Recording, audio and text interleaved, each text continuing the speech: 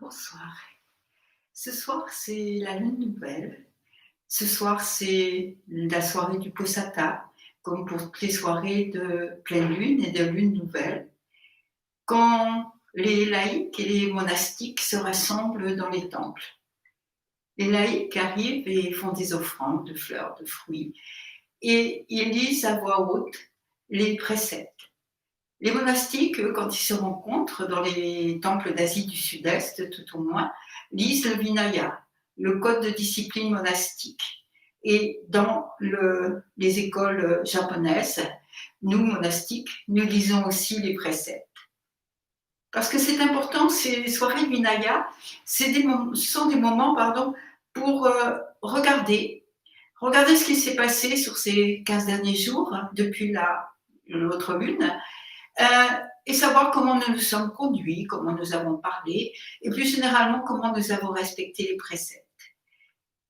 Et comprendre les préceptes, en tout cas pour moi, je trouve que ça a été un petit peu difficile, parce que les préceptes, je les voyais comme des interdits. Il ne faut pas faire ça, il ne faut pas faire ça, il ne faut pas faire ça. Et c'est petit à petit, en entrant dedans, que l'on peut comprendre qu'en fait, il est dit que les préceptes sont l'expression de la compassion. Parce que les préceptes sont là pour que nous puissions mettre dans notre vie méta.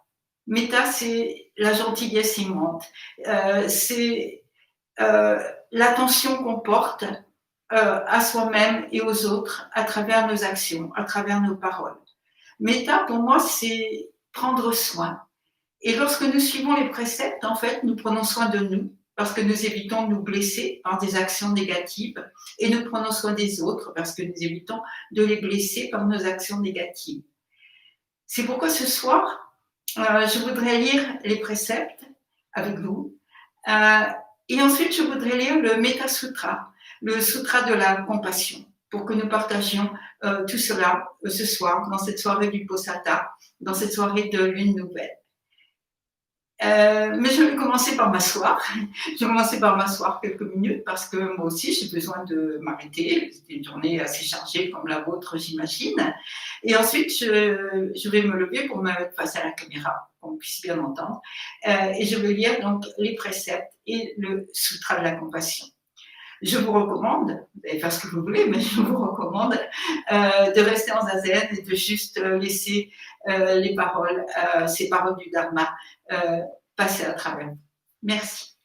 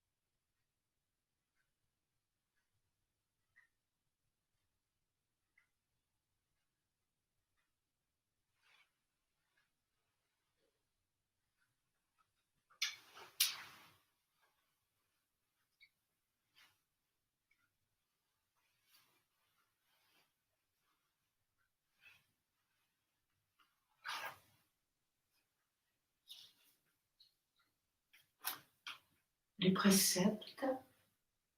Les préceptes sont pareils au soleil et à la lune. Ce sont les perles d'un précieux collier. Ils permettent à des bodhisattvas, nombreux comme des atomes, d'atteindre l'éveil authentique et parfait. Quand vous aurez reçu les préceptes et quand vous les observerez, allez donc les transmettre à tous les êtres animés. Ayez toujours foi dans les préceptes. Tous les êtres qui ont une conscience devraient suivre les préceptes des Bouddhas. L'être ordinaire qui les reçoit accède au niveau des Bouddhas. Il se trouve au niveau de leur grand éveil. Il est vraiment un enfant des Bouddhas. Les 3 purs préceptes. Le premier, ne pas faire le mal. Le deuxième, faire le bien. Le troisième, aider toutes les créatures vivantes.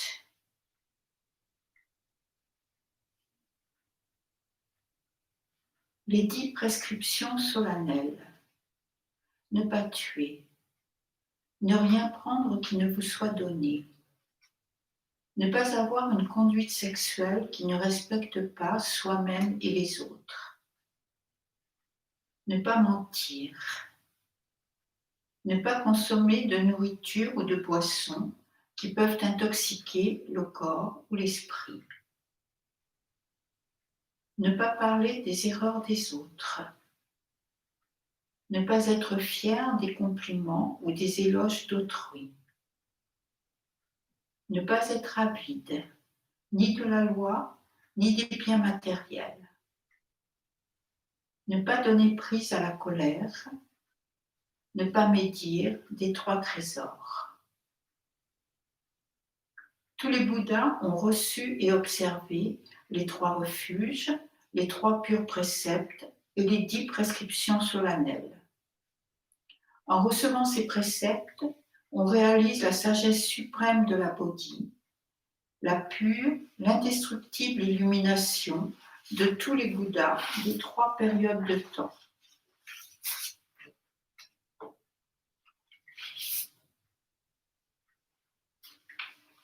Y a-t-il une personne sage qui ne voudrait pas mettre toute son énergie pour atteindre ce but? Le Bhagavad a clairement montré à tous les êtres vivants qu'en recevant les préceptes du Bouddha, on peut entrer dans le royaume des Bouddhas, devenir leurs enfants et accomplir le même éveil sans pareil. Tous les Bouddhas demeurent dans ce royaume et perçoivent clairement toutes choses sans laisser aucune trace. Quand les êtres ordinaires en font aussi leur demeure, ils ne peuvent plus distinguer entre le sujet et l'objet. Alors toutes choses, tout l'univers, la terre, les arbres, l'herbe, les murs, les tuiles et les cailloux sont reconnus comme une manifestation de l'éveil, et ceux qui en reçoivent les effets n'en ont pas conscience. C'est cela le mérite de la non-action et de la non-opposition, s'éveiller à l'esprit de la sagesse. Puis nous dédions le mérite. C'est par méta, l'amour bienveillant, que nous entrons en contact avec nous-mêmes et les autres. C'est méta qui va nous envelopper pendant cette méditation sur nos actions du mois passé. Nous contemplons nos actions à la lumière de prajna et de méta. Le sutra du filet de Brahma dit « Je dédie les mérites de ce soir à tous les êtres pour que nous atteignions l'éveil suprême tous ensemble. Que ceux qui ont entendu ces prescriptions solennelles réalisent l'éveil parfait. »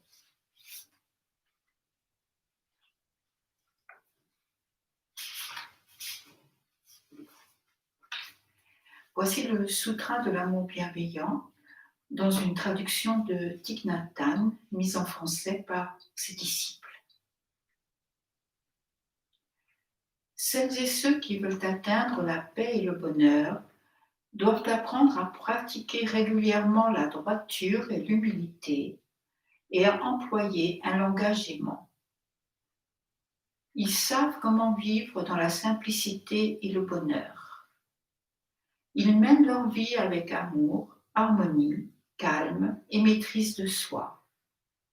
Ils ont peu de désirs et ne cherchent pas à être comme la majorité. De telles personnes ne font absolument rien qui puisse être désapprouvé par les sages. Et voici ce qu'elles contemplent en permanence. Que tous les êtres sur cette planète vivent en sécurité et dans le bonheur, que leur cœur soit empli de bonté, de vertu et de liberté. Que tous les êtres vivent en paix, qu'ils soient frêles ou forts, grands ou petits, visibles ou invisibles, proches ou lointains, déjà nés ou encore à naître. Qu'aucun être ne tue ni ne fasse de mal à autrui, que personne ne prenne à la légère la vie de quiconque. Que nul, par colère ou malveillance, ne souhaite de mal ou de souffrance à autrui. De même qu'une mère qui aime et protège son enfant unique au risque de sa vie, cultivons la bonté aimante et la compassion et offrons-les à tous les êtres vivants dans le cosmos tout entier. Laissons notre amour infini envelopper tout l'univers et tous les êtres, de haut en bas et de gauche à droite. Notre amour ne rencontrera aucun obstacle. Notre cœur sera complètement libéré de toute haine et de toute animosité. À tout moment, que l'on soit debout ou assis, allongé ou en marchant, tant que nous sommes réveillés, nous faisons le vœu de maintenir en nous la pleine conscience de l'amour. Ceci est la plus noble façon de vivre. Libre de toute vue fausse, éliminant progressivement les désirs et l'attachement, menant une vie saine et réalisant la compréhension parfaite, tous ceux et celles qui pratiquent l'amour et la compassion infinie transcenderont certainement la naissance et la mort.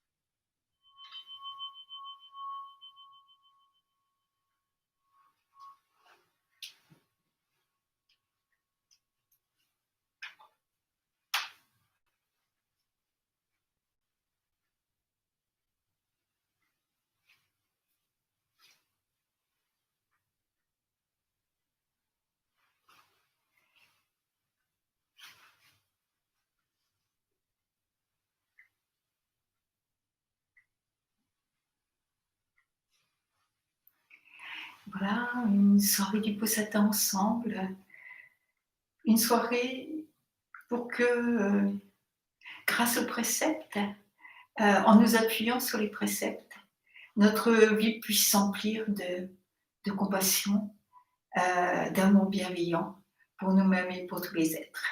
Merci, bonsoir et à demain matin.